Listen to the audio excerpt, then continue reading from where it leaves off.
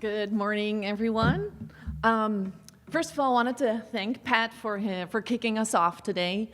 I know we said that our keynote should be complimentary. I think you're even more complimentary than we were planning to, because I'm excited. I'm excited from listening to all the things that South 32 is doing, not just building this project, not just attracting the workforce, but I actually had the opportunity, I was coincidentally in Tucson, Arizona, when they were hosting, together with a few other mining companies, a group of teachers. And these teachers had 3-day courses, 101, what is mining, and then they took them to all these different mines, and teachers were so excited. So with that, I've been following South 32, the Hermosa project, for a little while. I think they're a flagship. They're kind of the standard here in the US on how we should attract the workforce to these areas. And what if we could actually amplify that work that they're doing? So it's not just South 32 and the Hermosa project, but it's all of us. It's all of our mining companies and all of our projects that are taking the same approach. So that's really what I wanted to talk about here today. I am going to start, though, with a little story. It's a story about myself. I was born and raised in the Netherlands. I know some people are like, oh, well, you speak Danish, you speak German. So the Netherlands is a tiny little country. We've got Germany on the, on the right side. We've got Belgium on the south, and then we've got the North Sea. So it's a flat country. There is no mining. And so my story is about how my spark for mining kind of was lighted, because I love our industry. I love our industry with a passion. I think the people that know me, which is interesting because I don't know many people here in the audience today, but they know that I love our industry. So my story starts with my mom and my dad. Every summer we had about 4 weeks of vacation. Yes, European vacations are pretty long, so my dad took 4 weeks off. And we travel all around Europe. We had our little Volvo, our tiny little caravan, and we basically had 4 weeks to go wherever we wanted. Now, my sister and I, we were in charge of where we could go. And so we had a little, a camping book, we had a paper map, and we had a small little budget, because my dad was frugal. The Dutch are known to be frugal. If you know us, going Dutch is actually a thing. And he had 2 rules. So rule number 1 is I don't want to drive more than 4 hours. Rule number 2 was that we couldn't go onto any of the highways. So very exciting. We could go anywhere. And so my sister and I, we plotted our travel to the mountains and to the lakes. And for me, that really sparked adventure, and it sparked my passion for nature, passion for a purpose. One other thing that I think helped me, I'm a mining engineer by background. We love maps, right? We love geography. And so my mom, bless her heart, very bad map reader. So as soon as I was old enough to sit in the front seat, which back in the day in Europe, you're probably 5 or 6 years old, I was reading that map, and I just loved it. So this sparked my sense of adventure. Spark is very important. It's a little bit of a theme, I think, going through my presentation as well. And so when I was ready to basically find a career, I really just stumbled into mining. I knew I loved adventure. I wanted to do something with a purpose. I definitely wanted to be in the mountains, and the Netherlands did not have any mountains. Also, I was good at math and science, and so I stumbled upon this thing called Applied Earth Sciences. It was together with petroleum, mining, geology, geophysics, and metallurgy. So by pure accident in a country where there's no mining, currently, did I come into this industry. So my first question to all of you, is this kind of a recognizable story that we come into this industry because we wanted it or because we stumbled upon it? Raise your hand if you stumbled upon it. All right, so quite a few. Normally I get more hands, but sure. So this is the thing, right? This is the theme. If we're counting on young people to find us by accident, then, like many of us did, we're going to lose this war for talent. the talent that projects like the Hermosa project and many others out there really need. So my keynote's not going to give you facts and figures and tactics to attract the workforce. It's hard enough. My keynote's really going to be a call to action because I want to amplify what South 32 is doing. It's a call to action for industry, academia, government, professional organizations, for us all to come together and build a shared national workforce strategy. I want to see one that's bold, that's inclusive, and that's long-term and strategic, not because we need it now, but because we need the workforce for many, many, many years from now. All right. So we're all here because I think we understand that without mining, the energy transition and mining all of the critical minerals we need, it's just not going to happen. We won't have any batteries, we won't have any solar panels, no wind turbines, no energy infrastructure. I think we all know that minerals is what will make this possible.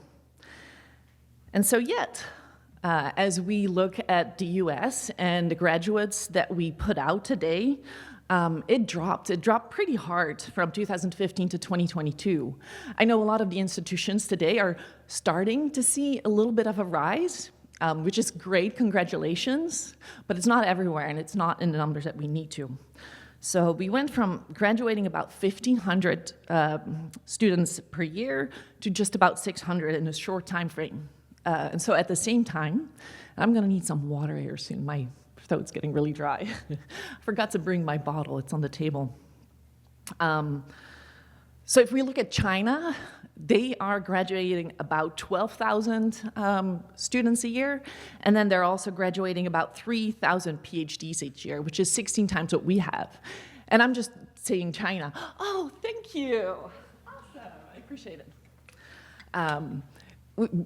Don't forget India, don't forget the Middle East. They're starting to really gear up to have more graduates and really get that workforce that they need.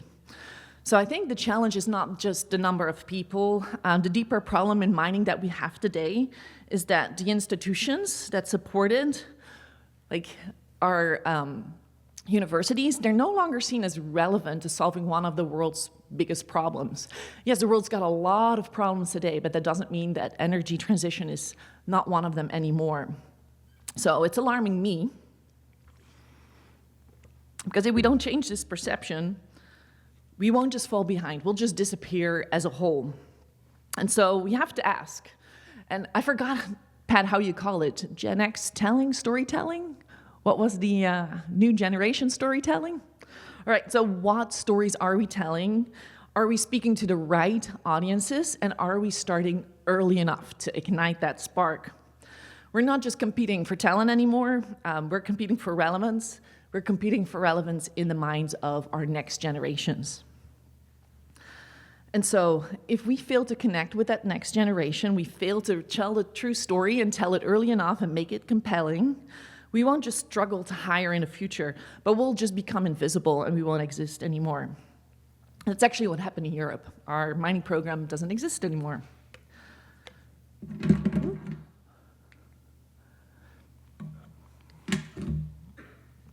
So what's stopping us? What's in our way? What are some of our roadblocks?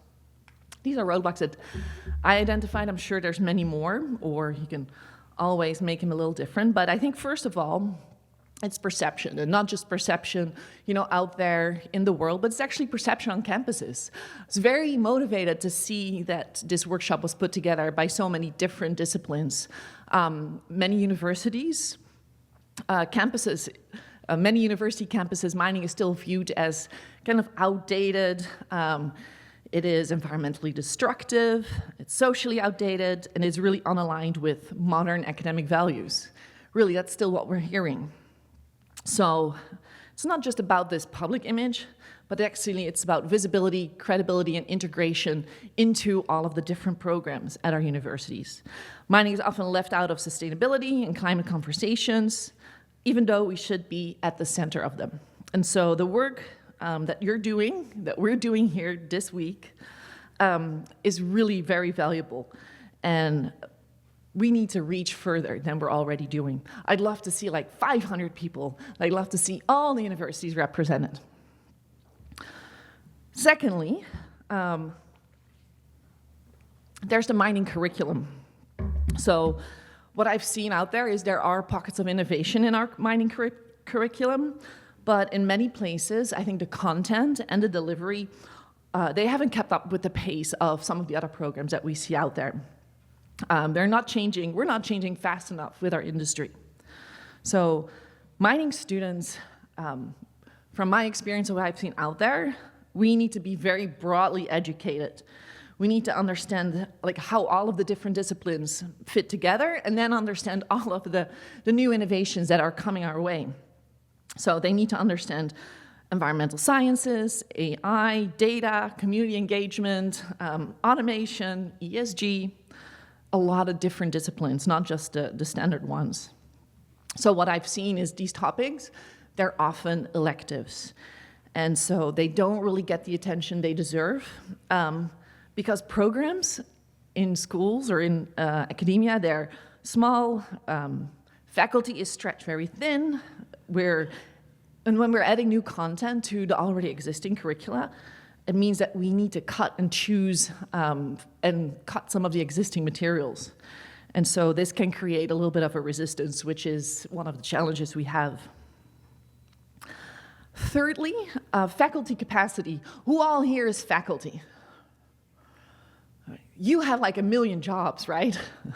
It's not just research and education, but there's a lot of different things that you're being expected to do. And so currently, if we're looking at the pipeline of new academia, we're not producing enough PhDs in core mining fields to sustain this next generation of educators. I think universities are hiring from other universities to get more faculty into their programs. But we need to build these together. And as faculty, we're working in isolation. That's how we're incentivized by the broader system. So we're overextended, and I'm saying we, I'm not an educator. You are overextended, you're under-resourced, and you're expected to do it all. That is a problem. We need faculty who can collaborate across all of the disciplines. We need them to publish with colleagues in robotics, environmental science, even ethics and law and policy, and then still mentor students out in the field. So it's a challenge. Then our fourth, and this is a little bit of a theme, the fragmentation of everything. Across dozens of universities, agencies, industry, professional associations, there are incredible efforts underway individually. I just named the example in Arizona that I saw that's heavily supported by industry. But they're all disconnected. So we're duplicating work, we're missing opportunities to scale, and we're spending time and money just reinventing the wheel and getting our own resources every single time. Oh. All right, so what's the result of these barriers? Again, we're very slow, we duplicate efforts, we lose visibility with students, with faculty, with our policymakers, and we can't scale, we can't amplify, we can't make it big what's already working really well. So fragmentation is our risk, and coordination is the solution. And I don't just mean, oh, let's coordinate and do some things together. No, I actually mean creating a national structure that's jointly managed. We have joint programs across schools and companies. There are shared curriculum models across state lines. Faculty is mobile. There's joint appointment across campuses. And I'm just giving you examples. There's pooled funding from industry. Industry, I don't know how many of you here are industry today? All right, we gotta step up. I graduated in 2004, and 90% of all of the funding came from industry. I think today it's the other way around. Where was I? Oh yeah, so you're gonna hear this one. I know it's a little bit corny, but when we coordinate, we can accelerate. All right, so when we coordinate, we can accelerate. We don't just become faster, but we become louder, we become more visible, we become more relevant when we do things together. So next, and I think this was why I was originally invited to speak to you today, inclusion. It's a big passion of mine as well. It's the right thing to do, but I really think this is part of a workforce strategy. Who are we including? So I'm just going to do a little shift into an opportunity for our workforce strategy, because it's not just about the number of people we attract, it's about who we include. So right now, and I'm just talking women, there's so many other minorities that we want to attract to our industry, that we can attract to our industry. We make up 47% of the total US workforce, but only 13 to 16% are in the mining workforce. And then if we look at senior positions, that's even less. And there's actually countries out there that have even much lower statistics. So it's not really a diversity problem. I think inclusion is really a talent crisis, or it should be a strategy. So if we want our next generation to build the future of mining, they need to see themselves in this profession. And I'm not just talking women. I think this next generation that's coming out of our, that's coming into our campuses and going out into the workforce, they are very inclusive. That's how they grow up. And so for them, it's a big switch when they enter our industry. So this really means that we have to tell a more inclusive story. Photos, pictures, showing role models from all walks of life. And we've got to build work cultures that are safe, respectful, and supportive. And lastly, I think this is the hardest one. I struggle with it. We got to remove structural barriers at companies that push people out before they've even had the chance to succeed because of, what's the word in English? Because of our vooroordelen is the word in Dutch. Do you have a translator in here? No. I'll come up with it, I promise. All right, so we all have a role in this. So every time we make our industry more inclusive, we unlock more talent, we unlock more innovation, we unlock more energy. Unfortunately, it only takes one bad actor then to undo years of progress, and that counts for all of our industry. So inclusion is not just a side program, it needs to be part of our culture. Inclusion really is a workforce strategy. I know a lot of people see it as just the right thing to do, but it's a workforce strategy. All right, one piece of the puzzle. So now I want to talk about building a pathway. I think I talked about it before. If we want this next generation to be the future of our workforce, we have to build the pathway for them. We've got to make them see that it's an exciting career with lots of different varieties, opportunity, purpose. So today, most students are looking at mining. They don't even know it's an option. But they're out there, right? I don't know if you can see yourself in this, but there are geologists that love the outdoors. There are mechanics that are electricians that love just complex systems, big equipment, lots of just different challenges than just working and fixing a car. There are environmental students, and I've seen them a lot too, that decide to go into mining because they want to actually make a difference. And then there are kids, they collect rocks, they build forts, they wonder how the world works, they're just curious. And so these are our future professionals. We're not reaching out to them early enough. Definitely not early enough to help build the Hermosa project. We gotta start now so other projects can be built. When these students also currently, when they finally do hear about mining, it's usually like an outdated image. Who loves to go to museums where you have like beautiful rocks and minerals and usually there's like a little mining display? I love going there, but they're usually displays that show mining as it was like back in the late 1800s, correct? Yeah, so they get a very different view. And so they don't reflect the purpose, the innovation, and the scale which mining represents today. And so if we look at students that are interested in STEM today, they are, flocking to AI, clean tech, data sciences, and it's not because they're better industries. I think these industries currently really are just better at telling their stories. And so we need to do the same. And we gotta start early. We can tell the story on job fairs or put them in brochures. For us, it's easy, right? It's kind of like, feels like a quick fix, but it's not. We got to start very early. Middle school science classrooms. We got to teach teachers like they did in Arizona, like they do in Arizona. We got to go through their parents that encourage exploration. We got to, mining companies, the industry, they've got to open their doors and son and daughter to work day, show these kids what mining really is all about. And through hands-on experiences, mentoring, and real-world connections.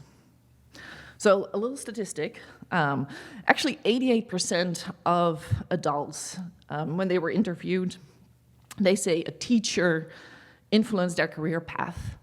And there's an anecdote or a story out there from a teacher in Australia, a science teacher. Her name was Susie Urbaniak. Not sure where she's from.